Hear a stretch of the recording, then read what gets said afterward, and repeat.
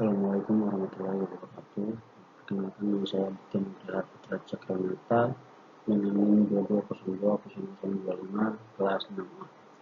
Sini saya akan presentasi soal motivasi untuk memenuhi ujian tengah semester.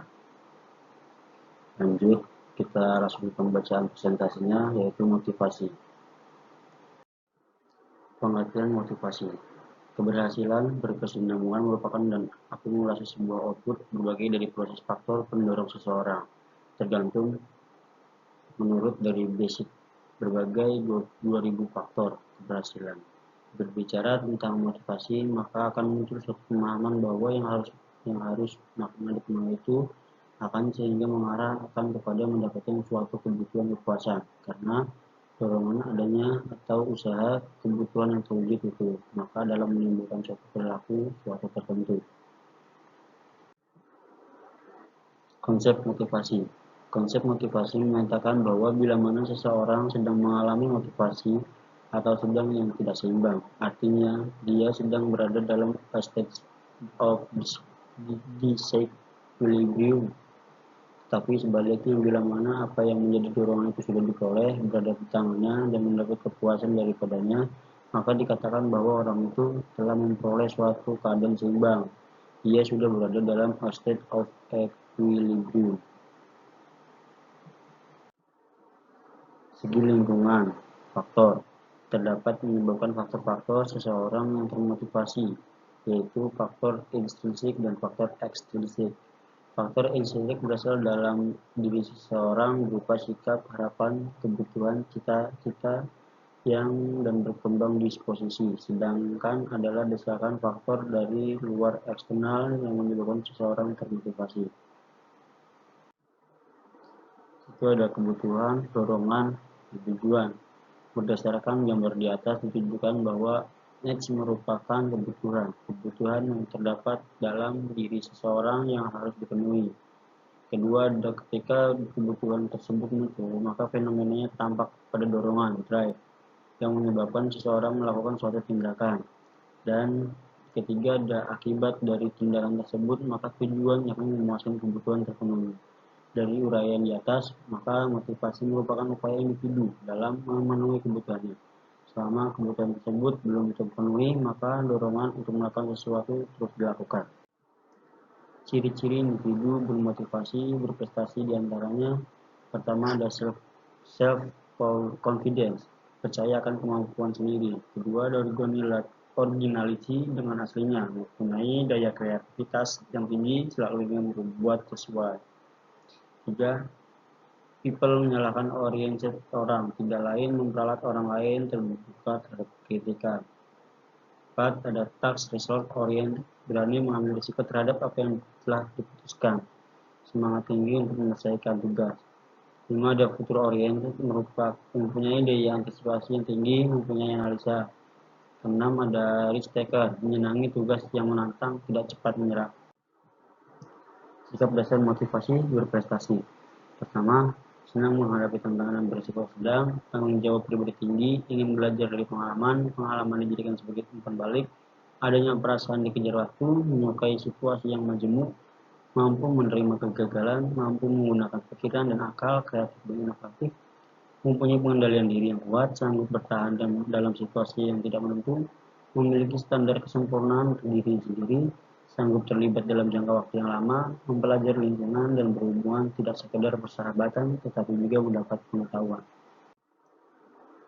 Karakter motivasi majemuk mengandung motivasi satu tujuan individu saja untuk melakukan lebih tindakan dari satu pada tujuan dasarnya.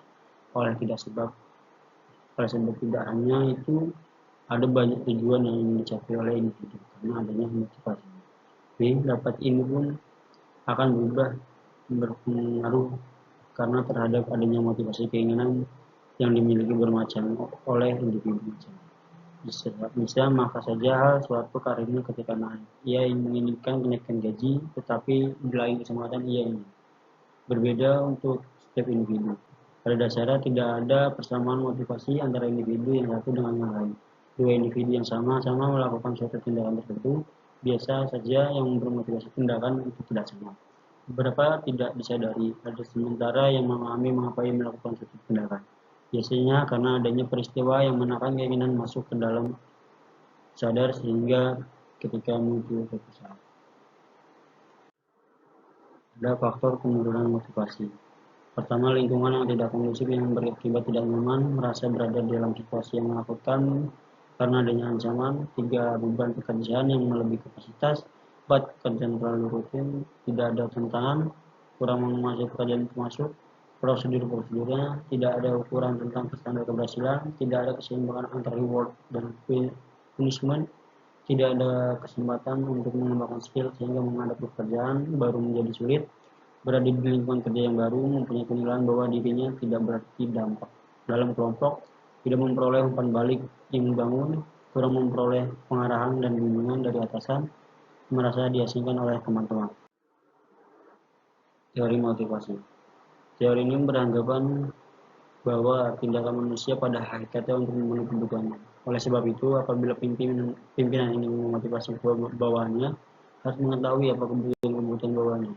Maslow, salah seorang yang mengkaji teori kebutuhan, berpendapat bahwa kebutuhan yang diinginkan seorang berjenjang, artinya bila kebutuhan yang pertama telah dipenuhi, maka kebutuhan tingkat kedua akan menjadi yang utama, mengkaitkan dengan faktor lingkungan. Sebaliknya, bila pegawai itu puas, hal tersebut selalu dihubungkan dengan pekerjaan itu sendiri. Teori motivasi instrumental. Teori instrumental ini meliputi teori tukar-menukar secara exchange, ringkas teori mengenai, dan teori harapan tukar, menukar ekspektasi dalam teori buku. Administrative Behavior, tulisan Simons 1997 halaman 11. Lebih dikenal dengan sebutan model of organizational equilibrium. Dijelaskan proses tukar bahwa menukar dalam atau setiap dua organisasi beli antara selalu organisasi dengan orang-orang yang bekerja di dalamnya. Orang-orang menyumbangkan pengetahuannya kepada organisasi dan gaji atau organisasi upah. Hasil memberi produksi imbalan organisasi atau menukarkan, baik yang dengan berupa barang atau jasa. Kemudian dijual. Hasil penjualan berupa organisasi memberikan pendapat imbalan mengenai kepada dari pegawainya pendapatan ini. Pendekatan dalam motivasi kerja. Secara teoritis, motivasi merupakan suatu proses dalam diri seseorang yang dipengaruhi oleh faktor-faktor, baik faktor fisiologis maupun faktor psikologis, yang menggerakkan perilakunya untuk mencapai hasil atau tujuan tertentu. Dalam pandangan sistem, motivasi terdiri dari 3 komponen dasar yang paling berhubungan dan saling berinteraksi, yaitu komponen kebutuhan needs, dorongan drives, dan komponen imbalan insentif. Kebutuhan merupakan sesuatu yang menyebabkan terjadinya ketidakseimbangan dalam diri seseorang, baik yang bersifat fisik maupun psikis. Dorongan merupakan suatu kekuatan jiwa yang menggerakkan seseorang untuk bertindak dalam memenuhi kebutuhan yang diinginkan. Sedangkan imbalan merupakan tujuan yang telah dicapai sebagai hasil tindakan perbuatan tersebut. Teori proses motivasi kerja VA. Teori proses lebih ditekankan pada pengajian bagaimana motivasi itu bisa terjadi. Di antara teori yang relevan ialah teori pengharapan ekspektasi teori dari Victor Froome dan teori Porter-Lawrence. Teori Froome sebetulnya merupakan pengembangan dari teori Kurt Lewin dan Edward Tolman. Teori Froome menunjukkan sejumlah variabel yang dikenal dengan V, valence, instrumental, dan ekspektasi. Valensi berkaitan dengan kadar kekuatan keinginan seseorang terhadap hasil tertentu. Indikasinya mencakup nilai, upah, sikap, dan kegunaan hasil. Nilainya bisa bersifat positif dan negatif. Positif apabila hasil disenangi, sebaliknya hasil yang dihindari atau dibenci disebut valensi negatif. Instrumentalitis berkaitan dengan hubungan antara hasil tingkat pertama dengan hasil tingkat kedua, atau hubungan antara prestasi dengan imbalan atau pencapaian prestasi tersebut. Harapan adalah suatu keyakinan bahwa suatu usaha akan menghasilkan suatu tingkatan prestasi tertentu, menunjukkan bahwa tingkat pengharapan berkisar antara 0 sampai 1. Lanjut ke motivasi dalam peningkatan kinerja dan produktivitas. Teori proses lebih ditekankan pada pengkajian bagaimana motivasi itu bisa terjadi. Di antara teori yang relevan diantaranya ialah teori pengharapan, ekspektasi teori dari Victor Froome, dan teori Porter-Lawrence. Teori Froome sebetulnya merupakan pengembangan dari teori Kurt Lewin dan Edward Tolman. Teori Fromm menunjukkan sejumlah variabel yang dikenal dengan V, valence, instrumentality, dan ekspektasi. Valensi berkaitan dengan kadar kekuatan keinginan seseorang terhadap hasil tertentu. Indikasinya mencakup nilai, rupa, sikap, dan kegunaan hasil.